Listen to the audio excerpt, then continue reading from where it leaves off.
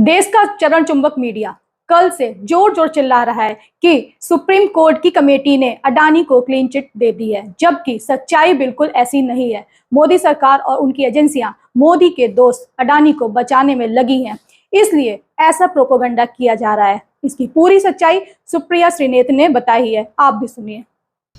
आज यका ये कि एकदम से टीवी चैनल्स पर ब्रेकिंग न्यूज आने लगी, अडानी को क्लीन चिट, अडानी को क्लीन चिट। लेकिन ये सत्य से कोसों दूर है। पर पहले समझ लीजिए कि हुआ क्या।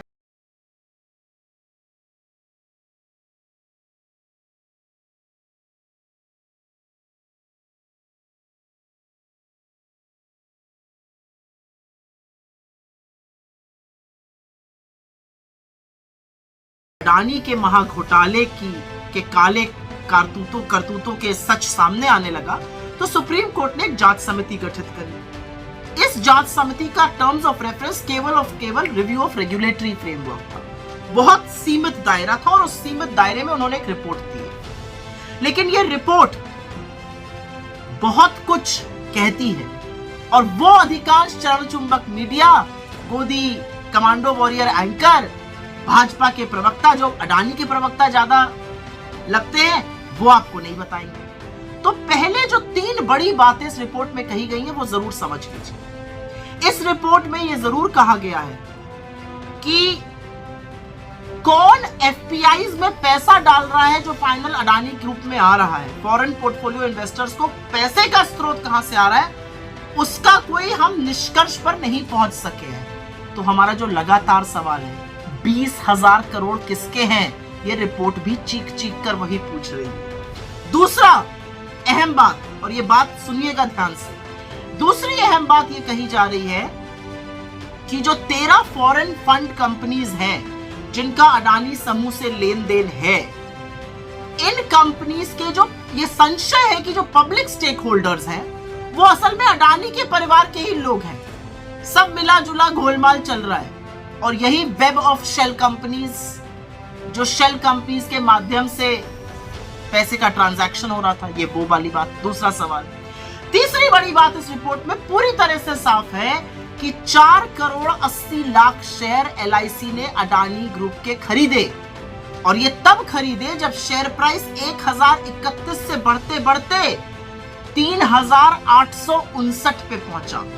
शेयर प्राइस बढ़ता जा रहा था और एलआईसी लगातार अडानी के शेयर खरीदता जा रहा था और इस खरीदने के लिए एनटीपीसी और पावर ग्रिड को बेचा जा रहा। तो ये 3 बड़े सवाल, एफपीआई में का जो पैसा आता है वो 20,000 करोड़ किसके हैं, असल में ओनरशिप किसकी है, जो फॉरेन फंड्स के पब्लिक स्टेक होल्डर्स हैं, और एलआईसी ने ये क्यों खरीदा।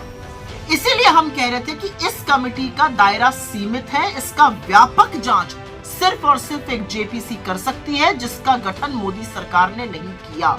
और अभी भी दूध का दूध और पानी का पानी अगर होना है तो जेपीसी का गठन करना पड़ेगा, जिसके पास ये अधिकार होता है कि वो इंस्टीट्यूशन से, एजेंसी से, सरकार से तमाम आंकड़े, तमाम डेटा, तमाम चीजें मांग सके। लेकिन नहीं किया जा रहा है।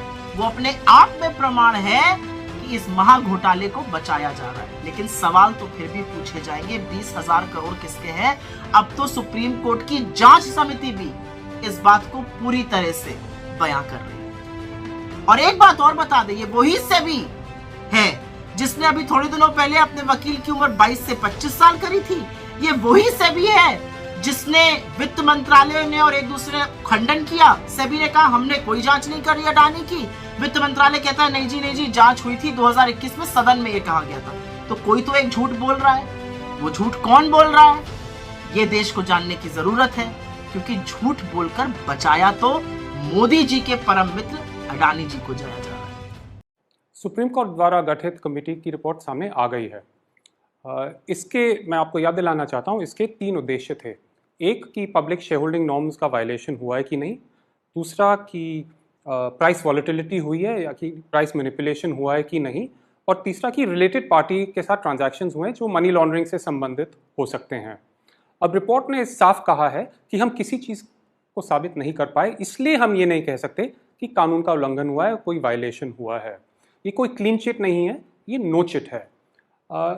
मोदी जी ने खुद कुछ साल पहले G20 में कहा था कि money laundering, round tripping, black money के खिलाफ सख्त कार्रवाई होनी चाहिए।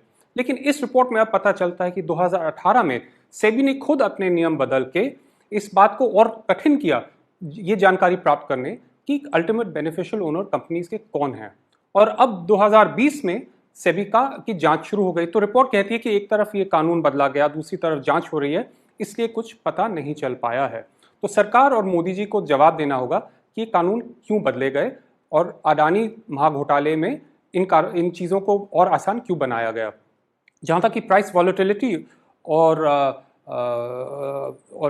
रिलेटेड पार्टी ट्रांजैक्शंस का सवाल है, रिपोर्ट साफ कहता है कि हम कुछ साबित नहीं कर पाए, nothing can be proved at this point, और सेबी का इन्वेस्टिगेशन जारी है।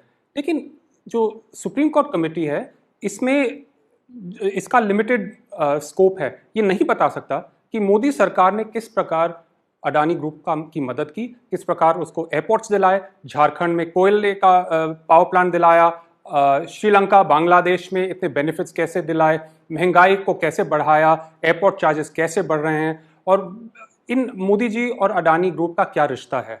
तो ये सवाल तो सुप्रीम कोर्ट की कमेटी देख ही नहीं सकती, और इसलिए एक जॉइंट पार्लियामेंट्री कमेटी की ज़रूरत है जो इस पूरे घोटाले की पूरी जांच कर पाए।